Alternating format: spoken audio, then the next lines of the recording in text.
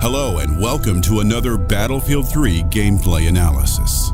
Today we will be looking at the Thunder Run tank gameplay as played by executive producer Patrick Bach at EA's press conference at E3 2011. It is believed that this is the very first mission in Battlefield 3's single-player campaign, allowing you to step into the shoes, or should we say assault boots, of Corporal Jonathan Jono Miller, 1st Marines Tank Battalion, during a large-scale assault on the outskirts of Tehran, Iran, in the Caviar Desert on October 31st, 2014 at 0900 hours.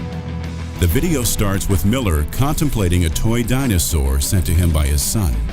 Although DICE say it is nothing more than a coincidence, the dinosaur is believed to be a reference to 4chan's V-Board's collective rant from 2009, when a representative from Activision asked the board what Call of Duty Modern Warfare 2 was lacking due to the game's low popularity in the PC community. As 4chan's Anonymous or Anons are known for trolling, they didn't give a serious answer and said that it's the lack of dinosaurs that make Modern Warfare 2 a bad game. While it's not exactly a critical aspect of gameplay, it is still worth mentioning. He finally puts away the toy and focuses on the oncoming battle at the insistence of his crewmate. Meanwhile, 2 FA-18 jets fly overhead towards Tehran, and as he's looking around, we see the true scale of the armored assault that is about to hit the capital city. The armored units in question appear to be M1A2 Tusk Abrams tanks, as well as a few AAV-7 amphibious assault vehicles, best seen around the 1 minute 20 seconds mark, after the 2 Marine Corps AH-1Z Viper helicopters fly by. Note that the Abrams tanks are not equipped with the optional remote weapon station for the commander's MG. Instead, they just have one 50 caliber machine gun with a see-through shield. Around the 1 minute 32 seconds mark, we see 122mm rockets fired by BM-21 Grad launch vehicles from a PLR outpost. As soon as Anvil Actual sends reports of PLR armor, Miller takes control of the tank and we get a better look at the tank's HUD, or heads-up display. On top, we have a compass showing the tanks are facing 315 degrees, meaning they are assaulting from southeast towards the northwest. This is geographically correct, as the Caviar Desert is southeast from Tehran. In the top left corner, the main cannon's elevation is shown in degrees. In the top right, we see a digital speedometer displaying the tank's speed in kilometers per hour. Mid-left, we see the status of the tank's weapons system and its 2 6-barreled smoke grenade launchers. At the bottom, we are displayed the status of the M256 120mm smoothbore main gun.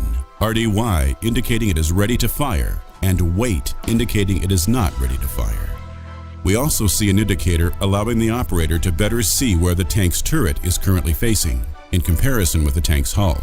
Last but not least, in the middle we have the Abrams unique aiming reticle, as one would expect.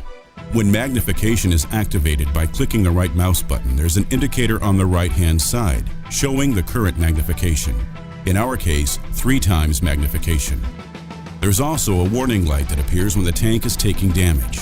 The indicator reading 60 Hz shows the screen refresh rate, but in-game, it serves no functional purpose whatsoever. The battle group then engages enemy armor that is closing in. The enemy tank's silhouettes aren't very clear, and it makes identification harder. But around the 3 minute 47 seconds mark, Miller fires at a tank, and then someone, possibly Miller himself, says, "Boom, T-72 engaged and destroyed," on the radio, giving us conclusive proof that the enemy tanks are T-72s, easy pickings for an M1 Abrams. It is unknown if they will also make an appearance in Battlefield 3's multiplayer. The player can switch to thermal imaging by pressing C on the keyboard. It is unknown as of now if thermal imaging will be present in multiplayer. It wouldn't be a surprise to have all this included in the multiplayer, as Battlefield 2's tanks had everything from smoke canisters to coaxial machine guns, whereas in Battlefield Bad Company 2, the player had to choose a vehicle specialization, allowing them to use one item, and one item only, like the coaxial machine gun, the smoke launchers, or magnification. After the enemy armor has been destroyed, the group continues the advance towards Tehran until they are met by a barrage of artillery and are ordered to halt. Meanwhile, an unmanned aerial vehicle, or UAV operator, has eyes on the enemy outpost, hosting the BM-21s. He patches live feed over to Miller, who takes control of the drone and laser designates targets for friendly A-10 Warthogs. However, they cause minimum damage and, according to chatter, are at bingo fuel, meaning they have just enough fuel to make it safe back to base and have to egress, leaving the armored units to handle the rest. Thanks to thermal imaging, we can clearly see 5 BM-21s, 4 BMP-2s, several infantry units and trucks, as well as 2 SAM sites. After that, we see Frostbite 2's ant animation system hard at work, gifting the loader lifelike movement as he loads the 120mm gun, preparing for the charge on the PLR rocket batteries. Notice how he has "Don't Panic" written on his helmet. As soon as the armored unit starts the charge, the player is prompted to press the shift key to go full throttle. Again, it is unknown if this feature will be available in multiplayer straightforward, or if it will require a vehicle specialization, as in Bad Company 2. Soon after the advance started, Anvil 3-2 is hit and bursts into flames, and 2 crew members on fire quickly jump out of the tank and roll on the ground in an effort to put their uniforms out.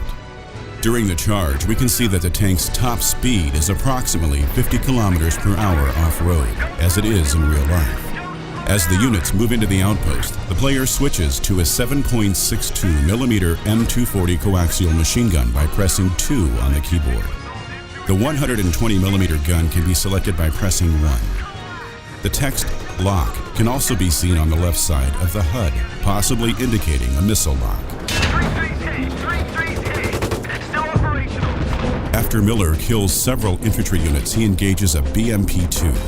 BMP stands for Boyevia Machina Pechoti, literally Infantry Fighting Vehicle. When you look at the BM-2's rear doors in real life and notice how thick they are, you might think, oh wow, thick armor to protect the infantry inside. Wrong. One critical flaw of this IFV is the fact that its rear doors hold fuel tanks, so a single hit to the back could blow up the whole thing. If BMP-2s will be present in BF3's multiplayer, don't expect them to blow up from a single hit to the back though. In multiplayer, balance has priority over authenticity. After the BMP is destroyed, Marines raid the compound, moving in through a breach in the earthen wall, also known as a berm.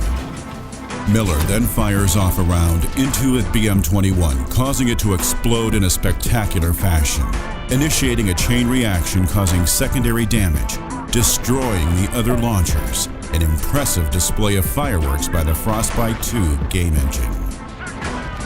After that, the tanks move out of the encampment, and as soon as Miller can see over the ridge, he is shocked by the image of Tehran's outskirts in flames, while B-1 Lancer supersonic strategic bombers fly above, and enemy armor are hit by airburst ordnance. Just like Miller, it's impossible not to be shocked by such a landscape which no other game can offer.